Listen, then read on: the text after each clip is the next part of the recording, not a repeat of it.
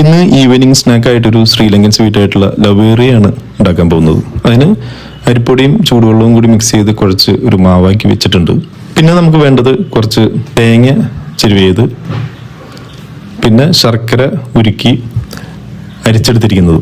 ഇനി നമ്മൾ ഈ ശർക്കരയും തേങ്ങയും ചേർത്ത് മിക്സ് ചെയ്ത് നല്ല രീതിയിൽ മിക്സ് ചെയ്യുക. അതിൽ വെള്ളമൊക്കെ പറ്റി നമുക്ക് ഫില്ല് ചെയ്യാൻ പറ്റുന്ന ഒരു കൺസിസ്റ്റൻസിയിൽ എത്തിക്കുക. അതിനുശേഷം നമ്മൾ ഇതിലേക്ക് ഫ്ലേവറിനായിട്ട് ഏലക്ക പൊടിച്ചത്, ചുക്ക് പൊടിച്ചത്, പിന്നെ ജീരകം പൊടിച്ചത് ചേർക്കുന്നുണ്ട്. ഇതൊക്കെ ഓപ്ഷണലാണ്, ഇത് വേണമെങ്കിൽ ചേർത്താൽ മതി. ഇനി നമ്മളൊരു വാഴയില എടുത്ത് വാട്ടിയിട്ട് അതിലേക്ക് കുറച്ച് വെളിച്ചെണ്ണ ആഡ് ചെയ്യുന്നുണ്ട്. വാഴയിലയ്ക്ക് പകരം നിങ്ങൾക്ക് വേണമെന്നുണ്ടെങ്കിൽ ഒരു തിക്കായിട്ടുള്ള ഒരു പ്ലാസ്റ്റിക് ഷീറ്റ് വേണമെങ്കിൽ ഉപയോഗിക്കാം.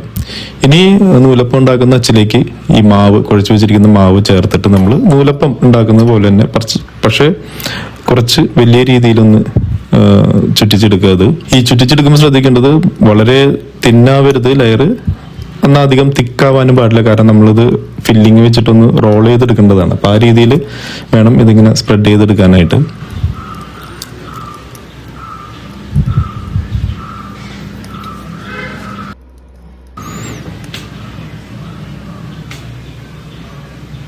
ഇനിയും നമുക്കിതിലേക്ക് ശർക്കരയും തേങ്ങയും ചേർത്തിട്ടുള്ള ഫില്ലിങ് വെക്കാം. അതിനുശേഷം ഇത് രണ്ട് സൈഡിൽ നിന്നും സൂക്ഷിച്ച് അത് ഇങ്ങനെ റോൾ ചെയ്തെടുക്കുക. ഈ ഫില്ലിങ് കവർ ചെയ്യുന്ന രീതിയിൽ രണ്ട് സൈഡിൽ നിന്നും റോൾ ചെയ്തെടുക്കുക. അപ്പം ഈ വെളിച്ചെണ്ണ പറ്റയിക്കുന്നത് കൊണ്ട് തന്നെ അത് വലിയ ബുദ്ധിമുട്ടില്ലാത്ത രീതിയിൽ തന്നെ അത് ഇങ്ങനെ വിട്ടുപോകുന്നുള്ളൂ. ഇനി ഇതുപോലെ എല്ലാം ഇങ്ങനെ റോൾ ചെയ്ത് എടുത്തതിന് ശേഷം ഇനി നമ്മളിത് ഈ വാഴയില തന്നെ ഇങ്ങനെ പൊതിഞ്ഞിട്ട് നമ്മൾ ഇത് വേവിച്ചെടുക്കാൻ പോവാണ്. നൂലപ്പം വേവിക്കുന്ന പോലെ തന്നെ ആ പാത്രത്തിൽ വെച്ച് നമ്മൾ ആവി കയറ്റിയാണ് ഇത് വേവിച്ചെടുക്കുന്നത്.